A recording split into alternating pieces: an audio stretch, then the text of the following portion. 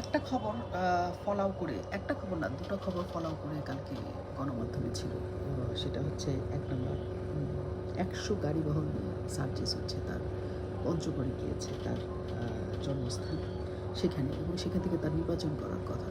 প্রথমে তিনি প্লেনে করে গিয়েছেন সৈয়দপুর, এবং সেখান থেকে গাড়িবহর নিয়ে ১০০টা গাড়ি ১০০টা গাড়ি যদি আপনি ভাড়া করতে চান তার দাম।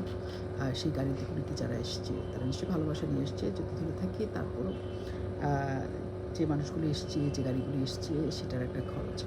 সমস্ত কিছু নিয়েই আলোচনা হওয়ার কথা, কিন্তু তার চেয়ে বেশি আলোচনা হয়েছে যে সার্জিস আসলে ১০০টা গাড়ি বহন নিয়ে তার জন্মস্থানে গিয়েছে।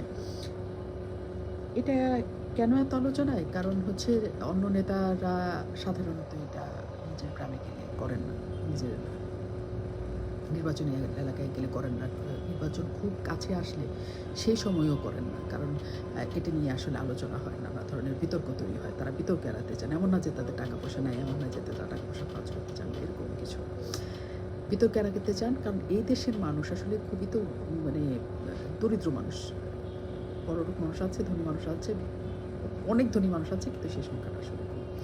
তো বেশিরভাগ মানুষই দরিদ্র, এবং পঞ্চগড়ের মতো জায়গায় যেখানে উন্নয়নের ছোঁয়া খুব বেশি লাগে না, এবং সেই জায়গাগুলোতে আপনি যখন ১০০টা গাড়িবহর নেবেন, আপনি সকাল দৃষ্টি আকর্ষণ করতে পারবেন ঠিক, কিন্তু সবার মনে একটা আসবে যে এটা কেন? কারণ দেখানো জিনিস মানুষ আসলে পছন্দ করে না। সার্জিস হাসনাত বা বৈষম্য বিরোধী ছাত্র আন্দোলন যারা ছিল, যারা নতুন করে দল গঠন করেছে এনসিপি, তাদের প্রত্যেকটা মানুষের প্রতি মানুষের একটা আলাদা ঘটনা আছে। মানে অন্য নেতারা কী করলেন না করলেন তার চেয়ে বেশি তাদের প্রতি আলাদা ঘটনা। কেন? কারণ তাদেরকে তারা খুবই নিজের মনে করে। যেহেতু তাদের বয়স কম, তারা তরুণ, তারা মনে করে নিজের সন্তানের মতো, এবং তারা আসলে অনেক কষ্ট করে শেখ হাসিনাকে ছড়িয়েছেন, তাদের ভালো করবেন, এর জন্য তারা এসছেন। ফলে হচ্ছে এই মানুষগুলা সাধারণ মানুষের কাছে পৌঁছবে খুব সাধারণভাবে। সে সাধারণভাবে কি হেঁটে পৌঁছাবে, কষ্ট করে পৌঁছাবে, যে কোনোভাবে পৌঁছাবে, যাতে মানুষটা তার সমপর্যায়ে তাকে মনে করে।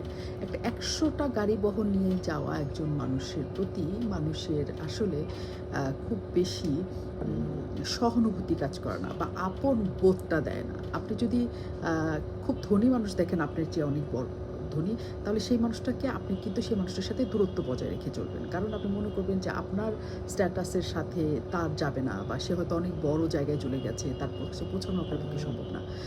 তো এই অবস্থা যখন তৈরি হয়, তখন হচ্ছে দূরত্ব তৈরি হয়। এই দূরত্বটার ক্ষেত্রে প্রথমেই সার্জিস বোধহয় এই কাজটা করে ফেললেন। সে তার জন্মস্থানে গিয়েছেন, সে যখন আগেই যেতেন, সে বিশ্ববিদ্যালয়ে একজন শিক্ষার্থী ছিলেন, সেই একটা রূপ নিয়ে যদি তিনি তার জন্মস্থানে যেতেন, যে জায়গা থেকে তিনি নির্বাচন করতে চান, তাহলে মানুষ বোধহয় বেশি তার বিষয়ে আগ্রহী হতো।